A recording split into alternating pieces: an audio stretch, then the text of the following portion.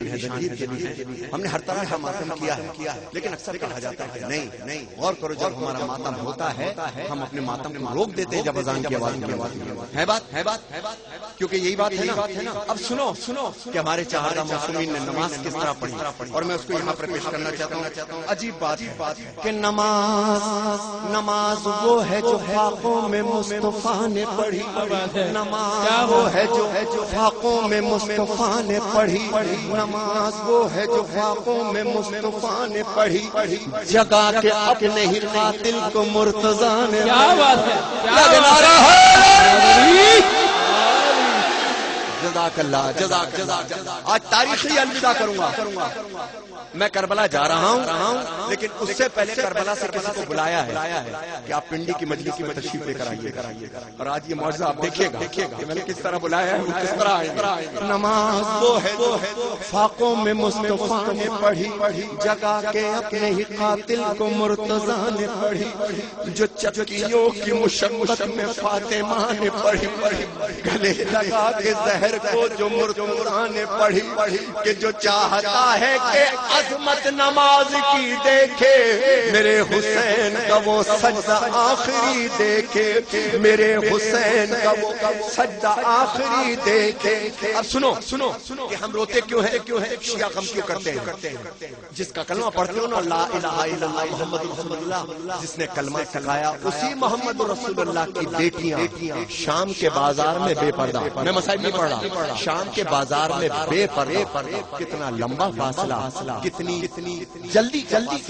تمہاری رسول کی بیٹیوں نے کس طرح طے کیا ہے کہ امام زین العابدین اکیلے بچے تھے قبلہ کربلا کے اندر، تو ان کو اونٹ کی پشت پر، برہنہ اونٹ کی پشت پر لٹا کے باندھا گیا تھا، اور ان کے ساتھ امام محمد باقر بھی۔ اب وہی چیز یہاں پہ پیش کر رہا ہوں کہ پڑھی نماز جو عابد نے پشت ناقہ پر، پڑھی نماز جو عابد نے پشت ناقہ پر ادا کیا، جسے باقر نے سختیاں سہ کر بیاں کیا، جسے جعفر نے برسر منبر اور رکوع میں برس رہے جس کے قاضی مضطر۔ ایک منٹ یہاں بھی ٹھہر جانا، میں افریقہ گیا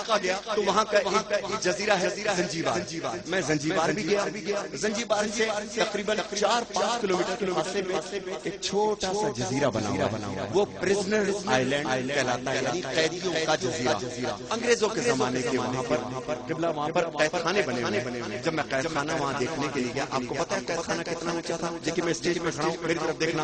قید خانہ اتنا تھا کہ ایک آدمی صرف رکوع میں کھڑا رہے، اونچا، اور آپ کے ساتویں امام نے 14 سال اسی حالت میں، اللہ لعنت اللہ ہے، بیاں کیا جس جعفر نے برسر منبر رکوع میں برسو رہے جس کے قاضی میں مضطر، رضا نے لب پہ سری الرضا سجا کے پڑھی، تقی نے تقوی ابو طالبی بتا کے پڑھی، نقی نے نخوت باطل مٹا کے پڑھی، اور عسکری نے خبر آخری سنا کے پڑھی، اور پس نماز مصلی پہ رو رہا ہے کوئی، امام وقت ہے اور حجت خدا ہے کوئی، لا الہ الا اللہ، مل کے بولو بیٹا، لا الہ الا اللہ، لا الہ الا اللہ۔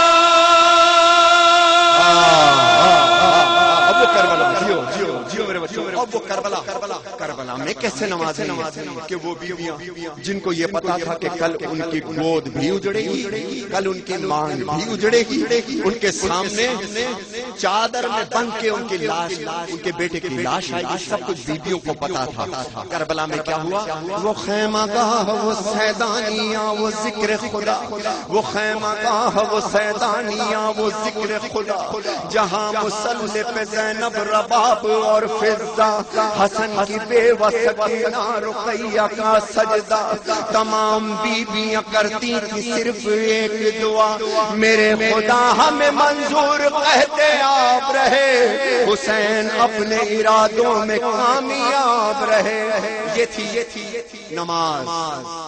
یہ تھی نماز کی اہمیت کس نے کس طرح پڑھی۔ مگر نماز سے پوچھو کہ کربلا کیا ہے، نعرہ حیدر مگر نماز سے پوچھو کہ کربلا کیا ہے، حسین اور تیرا رشتہ کیا ہے؟ کہا نماز میں سن لو میری وفا کیا ہے، بس ایک سجدہ شبیر کے سوا کیا ہے، بس ایک سجدہ شبیر کے سوا کیا ہے؟ نماز کہتی ہے حسین ہی کا گھرانہ بچا گیا مجھ کو، وہ خود اجڑ گیا لیکن سجا گیا مجھ کو، میان کرب و بلا میں نے کیا دیکھا، گھرا لعینوں میں کنبہ رسول کا دیکھا، بطول زادوں کو بے آب و بے غذا دیکھا، اور بہاتا پانی ادھر لشکر جفا دیکھا، نماز پڑھتے رہے دل میں اضطراب نہ تھا، گزر گئے تھے کئی دن کے گھر میں آپ نہ تھا، بتاؤں کیسے کہ 10ویں کو میں نے کیا دیکھا، سحر ہوئی تو شہادت کا سلسلہ دیکھا، کسی کا سینہ تو زخمی کوئی گلا دیکھا، لبے فرات علم خون میں بھرا دیکھا، حسین لاشوں پہ لاشیں یوں ہی اٹھاتے رہے، حسین لاشوں پہ لاشیں یوں ہی اٹھاتے رہے،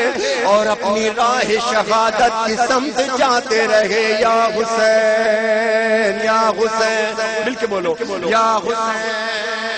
یا حسین یا حسین یا حسین یا حسین یا حسین۔ اب میں